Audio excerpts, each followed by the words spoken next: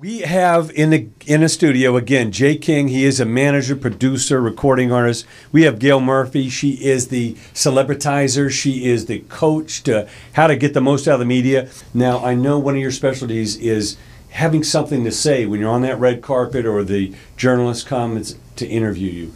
Why don't you continue this thought here? What does it take for an artist to stand out and create their own brand? Well, there's a couple different things in the question that you asked, and one of them that I'm going to address right away is the message.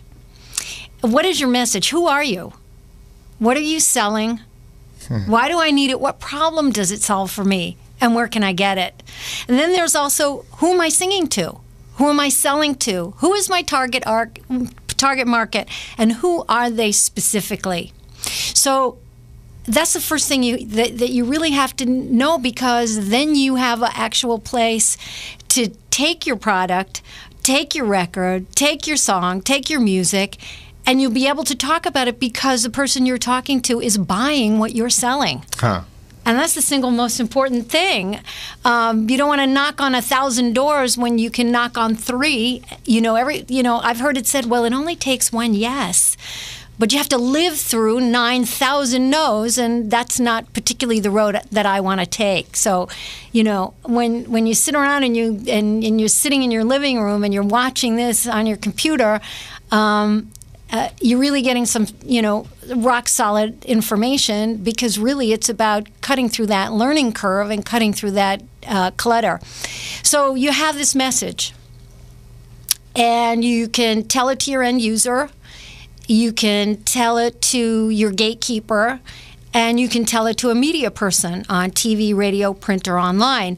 But the fact is, having the message doesn't necessarily mean that it can come out of your mouth. The point being that if you can't tell it, you can't sell it. And that's where I come in. I'm the Celebritizer. Well, that's fantastic. We look forward to getting in depth on that. Jay, these days, what do you advise the artists? I mean, making the great music is one thing, but preparing them. Because, again, when you're going down that red carpet and the journalist is seeing 40, 50, 60 artists at a time and knowing that only 2 or 3 might make the show, what do you tell the artist as far as, create a story? Well, I think, you have to practice. You have to know what you're going to say before you get there. You have to anticipate questions. I used to interview myself. I used to literally interview myself. You did. Yeah. I bet you did. I did. Because you are focused like a laser, man. Yeah. You're just sitting here listening to you. You are focused like a laser, and I'm like honored to be in your presence, because you talked about the work. You've done the work. Yeah, and you have to be, and that's what I would tell people. This is, to me, this is like a prize fight. You're going on a red carpet. You are in. You're about to win a belt. You're competing with everybody on the carpet. That's right. So if you've thought of every scenario, and the only way you can do that is to practice. To interview yourself. I tell my clients, it's showtime. Get the lead out of your pants. You get to be the star of the Me Show, starring me, or in this case, it's you. And who doesn't love that? Who doesn't love to talk about themselves endlessly, who they are, what they're selling, what problem they solve? It's the best thing you can do. But if that is not your definition of nirvana, then you need my phone number. You need my book, Interview Tactics, How to Survive the Media Without Getting Clobbered, and you need my phone number, and let's talk about getting you some media coaching so that you can pitch it, promote it, and tell it and sell it. Well, Jay, not only you don't want to be flustered, you want to be able to answer anything they could throw at you. Absolutely. But what happens when you get the same question 600 times in a row? How do you keep it fresh? How do you act like it's the first time you heard it? Well, first of all, you might get the same question, but you can always turn the question around. You can always take it to the next level. And that's why it's so important to know your business, to know what it is that you're doing, to know, to be able to read the person that's interviewing you and then go to that next level, because now you're going to make them engage. Well, you know what, and that's so great, because I'm just going to piggyback on what you said. It's who are you, what are you selling, why do I need it, and where can I get it, which is the Fab Four. So you always know what's coming. You always know what's coming. They could ask you 50 questions, but at the end of the day, those 50 questions are rooted in the Fab Four. Who are you? What are you selling? So you want to sit down and you just want to go, okay, ring it. I'm good. I'm good with this. Plus, you get to change it up each time. And especially because now it's like getting the lob pass over and over again. Now you get the lob. Now, you know what? I want to do a backwards dunk. Now I'm going to do it between my legs because you know the pass that's coming. You know it's a lob. I know the question that they're getting ready to ask me. Now I can really do other stuff with it. Now I can razzle and dazzle you. Now I can just flip from one hand, boom, to the next one. So it becomes a whole nother, you know, that's a dream. And again, I think the problem is, Jay, we're in a business now where information is right at our fingertips by Googling. You can Google anything and you can get as much information as you want. So these young people today cannot say, I don't know, this information isn't available to us, because it is. Yeah. And now you have guys that are reading, that are studying, that are taking it to that next level. So here you come looking like Dodo the Dum Dum with Dodo the Dum Dum answers, and here's Genius Boy. So you know who you're gonna see on the red carpet? You know who you're gonna see on television? Genius Boy. You're gonna see Genius Boy, because you got your best outfit on and everything. But when it came to questions, you were the dumb boy. Well, also, you know, people just think they want to be in show business, but they forget about the business part. Right. When I speak, I ask, okay, so how many people here are entrepreneurs? It'd be shocking to you how many do not raise their hand. And one of the things I did with my book Interview Tactics when I revised it is I redefined media from radio, TV, print, and people in the production of to anyone or anything that has the ability to take your message and move it forward. Mm-hmm. So if I ask you if you're doing media and you tell me no, basically what you're saying, I've never written an email, never left a message on anybody's voicemail, never written a letter, been in a photograph, done a Post-it note, no smoke signals, no two cans stuck together with a string. I have not done anything, you know, and it doesn't. The thing is, we're doing it all the time. All the time anyway. So in 2013, you know, like armed with an iPhone and a couple social media sites, everyone around the globe is hearing what you have to say. Do you really want them to know that you just ate a donut? Yeah. I mean, really? Really? Really? I mean, you're doing it anyway. Just do it with some kind of intention. Yeah. I'm going to tell you what I did, Jay. Once I found out, because this is my first time on your show, so I didn't know how it was going to work. So once I found out that the show, was online and people can watch, mm-hmm. I went straight to my Facebook page and I said, I'm going to be on this show 8 p.m. Pacific Standard Time, www.rnbconair.com. Check me out. So now, and I like your girl, she's over here saying, get in the shot, Genius Boy. Genius Boy? She called me Genius Boy, with sarcasm. So I put it up there, and then, here I go, and now I can see that Eric McAllister liked it. I can see that Crystal Callie Honey liked it. Michael Ashford liked it. And I don't know who, I don't know who's listening, but somebody is probably listening. You just wave. And, yeah, and on Twitter, the same thing. I did the same thing. This is what I'm doing. So, everything, you have to become so versed in every aspect of this. And the more versed you become in it, the more educated you become in it. The better you get. And Jay, when you have artists that really know their direction, that really know what they're doing, that really get involved, you get more involved. You work harder. You do more for them. You reach out. You develop opportunities for them because as something is passing you, you go, hey, you know who could do that? Because that person is engaged. Karen White is that artist for me. Because she is so involved, but because she was willing to do anything and everything, and this is a veteran artist who had platinum records, who didn't need the money, who did it because she loved music and said, you know what, if I'm going to make the commitment, I'm going to make 100% the commitment. And that's what she did with her record. She's got a sitcom now. She's filming right now. She's sick because she was filming it and it was too cold. She's got a reality show that she's doing. She's preparing for a tour. She's getting ready to go to Africa. She's got a brand of jewelry, but she invigorates me. She makes me work hard because anything I put on her plate, if I say you got to do 100 radio shows on the internet, she didn't say I can't do it. I don't want to do that. She took hold of it and she ran with it. You don't have a lot of artists that want to do that. That want to do that kind of work. You know, I want to. You made me think of something, and I really want to make a point of this. I think musicians really have the edge more than someone like me when it comes to talking to your target market, because you're out there all the time. Because just by virtue of doing your job, you're out there all the time. And there's so much that you can put in front of people to build your list, to tell them what you're doing, to find out where you're, who's playing your music, who's downloading your music, what part of the country they're in. You can, look, if you have 1,500 people that are following you or 5,000 people that are following you in Portland, you can take that to a club in Portland and go and get a gig there.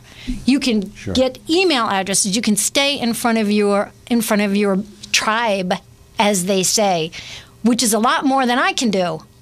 You know. And right now, see, I'm doing social media right now, and I have this little camera right here, right? And so I'm going to put this on Facebook, and you guys see there's Jay Warsinske right there. Say what's happening, Jay. Hey, hey. And then there's Jennifer right there doing her camera right there, and this is Miss Keys right there. She's making it happen. And then here, my girl Gayl right here. Celebritizer. Say it again. The Celebritizer. And then here I am right here. That's right. And this message is going to go up on my Facebook page. And when it goes up, people are going to make comments of it. And you never know what goes viral. You never know. I mean, all of it is viral already. Well, listen, yeah, and it's funny because when I talk to my base, when I talk to my audience, we talk about the concept of viral. I said, you want to know what viral is? Call your mother and tell her you just won the lottery. Put the phone down, and then just wait. Maybe 30 minutes later. Oh, hi! I haven't talked to you. I mean, that is Fred Flintstone viral. Right. But viral is viral. And everything is viral. You know, just how viral will it go is really the question. You know, how the girl Rebecca Black who did the song Fridays. You know, that was an anomaly. And we know it is because not everything does that. Yeah. You know, Justin Bieber, you know, but some of his hits got taken down. Mm-hmm. You know, all his songs and stuff were taken down because Sony and Universal got caught faking it. Yeah. Faking the funk. You know, but then it's also this strange exotic cocktail because there's always a wild card. And the wild card being is how arbitrary fame is anyway. Right. What people pick up on, what people glom onto, and then I tell my clients, if you don't believe me, then I have 2 words for you. Susan Boyle. Yeah. But because people want real. You know, before it used to be the mystery of an artist. Yeah. Now people want to be able to feel, they want to be able to relate to the artist. Yeah. Susan Boyle, you could relate to. Yeah. She was an underdog. And you rooted for her because you wanted her to win because she was just like you. That's right. Yeah. And so that's the, you know, and I remember I used to say I would not do reality TV because it was like buffoonery to me. But now I get it. Reality TV is like a big commercial if you know what you're doing. But that goes back to you and what you're saying about being celebritizing, knowing what you're doing, asking the right questions. What am I doing? What do I want to say? How do I want to say it? What do I want to sell? Who do I want to sell it to? How do I want people to know me? Right. How you can program how people think about you. Omarosa. You know what's a great example of that? It's like Hollywood. You know, Hollywood puts out a new movie. They invite all the people to come to the screening. Just before the screen goes dark, they say, we're so glad you could come. This is a Bruce Willis movie. He hasn't made a movie in 5 years. It's a thrill ride a minute. Thanks for coming. After the movie is over, the audience comes out, and there's cameras there, and they say, how was the movie? And they go, oh, my God, it was a thrill ride a minute. Are you kidding me? Yeah. Bruce Willis hasn't done a movie in 5 years. Yeah. So how do you want your audience to know you? Okay, if you're a corporate and you're the president of a super corporate international bank, don't go to a meeting dressed like Snoop Dogg. It's not going to work. Right. So, I think that Wolfgang Puck is a great example. Every time you see him, he's always wearing that chef uniform, like he just ran out of the kitchen just then to do the Today Show. Right. And he's got to go back because the souffle is going to fall. And you say, did you see him? He was just on it, but I think he had to go make the souffle. That's right. I got to tell you something. I was having lunch at the Beverly Hills Hotel. This guy was walking around, and I thought it was like the surfer guy. What is this surfer guy walking around in the Beverly Hills Hotel in the restaurant? It was Wolfgang Puck, but he wasn't wearing his chef outfit, and he looked like a surfer dude, but not in a good way. So. So you want him in that chef outfit? Yeah, otherwise I'm going to think That's he's a his surf uniform. dude. That's right. Well, we have in a studio again, Jay King. He is a manager, producer, recording artist. We have Gayl Murphy. She is the Celebritizer. She is the coach to how to get the most out of the media. We're talking about little teams, knowing what to say and having someone to get that out in the promotion world. You have to make some conscious choices. Who is my lover? My work or the celebrity? Right. Because the celebrity can't and won't feed you. The only thing that will feed you is the work. So what that means is you can't believe the hype. The hype is like poison to a creative person. You just can't believe the hype. You have to stay on course, and you have to love what you do, because you have to do it when there's nobody there. And I think a lot of these kids are concentrating on money. They want the bling, they want the fame, they want the money. And, this is the only business you're going to be in that you're going to pay to be in it. That's right. It costs you money to be a recording artist. You're going to pay a lot of money before because you're invested in yourself. You are a business. You're an entity. You're an enterprise. You're a conglomerate. And you're an entrepreneur. And you're an entrepreneur. Well, all those things, that's what all those things make. Smart entrepreneurs know for sure that if you've never heard the word no, the only people that have seen or heard your work is your mom and your cat. Yeah. That's it. And your cat really is saying no. You just don't know he's saying no because he's speaking in cat. That's right. He's going meow meow rather than yow meow. But the cat is saying, hell no, it ain't good. But you think because your mama said it's good, you think the cat, exactly. You say the cat, my mama saying it's good, I know the cat's saying it too. Yeah, exactly. Well, it's about consistency. We had an interview with E40 last week, and he was big, and then it was slow, and now he's big again. I mean, look at his age. And with or without that radio play, he's been consistent. Put out 2 albums at a time, 3 albums at a time. I mean, there are no rules. And that's the greatest thing about being independent. If you can dream it really big and somehow find a way to execute it, or at least sustain it, it can possibly come true. I suspect in that example that you just gave, I suspect that he has communication with his base. Absolutely. That he talks to his base and they talk to him. Yeah. No, he definitely, Jay, I think what you do also, by expanding people's visions. I tell people all the time, the United States makes up 4.5% of the world's population. It's the #1 music market, but it only makes up 4.5% of the world's population. That means the world is bigger than the United States. You got to get a bigger and broader world view as you start to tackle this music business. And that's why the Mid-Am conferences are important. Yeah. And that's why I tell artists they need to go. Not because I think they need to go and do the business, because I don't think they're going to do that kind of work. But they need to go to see it, to understand the vision of it, to go from one booth to the next, to see the Spain and Belgium and Germany and Japan and Taiwan and Australia and Canada and France, in Africa, and see, wow, these countries, they're buying our music around the world. And then once again, it's also the arbitrary nature of the business. Toto is a great example. They were always 10 times bigger certainly in Japan and in Europe, than they ever were in the United States. And they were huge here. Right. Yeah. They were. Look at Michael Jackson. Michael Jackson, before he passed, was going to sit in one city, in one venue, for 50 concerts. You know how you can't do that here in the United States. Yeah. But the world, because London is the center of the world for the rest of the world, that's a mecca for them when it comes to R&B music and soul music, because they really took hold of that music, and that's why the Beatles and the Rolling Stones and Cream and groups like that came out of there, because they really took to the blues and the soul music. And so that's a music mecca for the world. You can't say that Michael Jackson is going to be the only person that's going to be able to do that. You got to figure, one of these days, if I build myself the right way, I'm going to be able to do something like this. We're in a world today where you're going to see somebody sell 100 million records around the world. I'm talking about they're going to release a record, they're going to sell 100 million copies. That's the world we live in, because the digital download is growing. It is going to be the configuration of the future. But see, you can still go to Africa and buy cassettes. And they're going viral.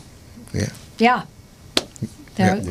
Yeah. What's exciting? I mean, look at the Psy phenomenon this year. The guy's singing in Korean, and it's got 1.5 billion hits on YouTube. It's a phenomenon, and basically, it's not where you're from, but where you're going. And I think what's really important is the world is the market, fans are fans, sales are sales, and the more you can spread your magic out there. We see it with, again, the Black Eyed Peas or Red Hot Chili Peppers or whatever. Once you have that hit, you can tour the world for 2 years straight. That's right. Yeah.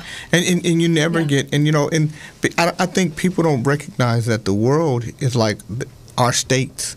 So France and England are right next to each other. That's a 2-hour drive, and you're in France or you're in England. They're 2 hours away, and Belgium is right next to this country, and Italy is right next to this country, and all these countries are like right next to each other the way our states are right next to each other. But these are countries.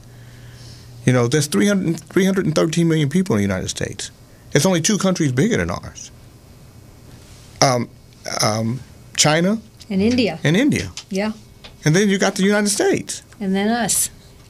That's right. And then, it's like, when you talk about people don't know, it's like Bollywood, hands down, makes more money every year on films than Hollywood. Than Hollywood does. And that's a global industry in itself. There, like you say, there is a whole world out there. You have to get out there. I mean, Jimi Hendrix was the first story that I ever heard about someone who tried and couldn't make it to America, went to a small country like England, which is the size of New Jersey, right, and blew it up. And then they brought him over here, and he was already a superstar when he came here. Yeah. So you go to an event like Midem, and the arbitrary nature of this business takes hold of you, and you're smart enough to see it as the hand of opportunity.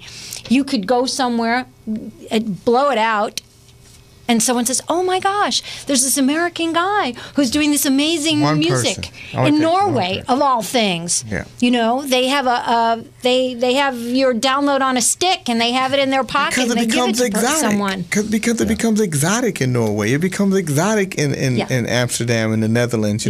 It becomes it's like somebody coming here that speaks another language, and they have a record, and they just like the Psy record.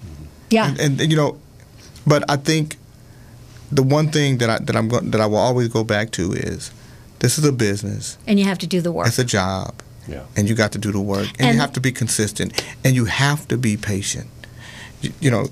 And I can't stress it enough. And if you're doing the work, the results are gonna come. Karen White, she got a sitcom because in April we did an interview at a little bitty place in Inglewood, California, and this lady's church. Her husband was a minister. On Saturdays, he would let her do her little TV shows in the church pew area, and we just happened to do the interview. And the guy, Michael Ojokwe, who was a writer and a director and a producer, had written with on Martin's show and worked with what's my man right now, Tyler Perry, and everybody else, a great writer. And he said, wow, and I introduced him and Karen. I met him, and then I said, that's Karen White. He said, wow, I always loved her music. She looks great. They started talking. He said, I'm going to be doing a sitcom I would love for her to read. This is in April. May, June, July, August, September, October, November. He calls me. Hi, remember me? Yeah. And says, I would love for Karen to read for this sitcom. And here we are in January, she's filming a sitcom. She started off with just a reoccurring role on 1 or 2 episodes. They shot 6 episodes. She's in 5 of them. You can't know. You just can't know. You're not supposed to know. Right. And that has to be part of the joy, because there's always tomorrow. You know, worst possible thing is like everything's going wrong. You buy a ticket to the Irish sweepstakes. Just as you're about to take your last breath, the phone rings, and guess what? You won. You just can't know. The place you have to go inside yourself to make this thing work is the most incredible journey that you can ever take in your life. Gayl, tell us where we can find you on the web. You can find me at interviewtactics.com. Interviewtactics.com. Here's my book. Okay.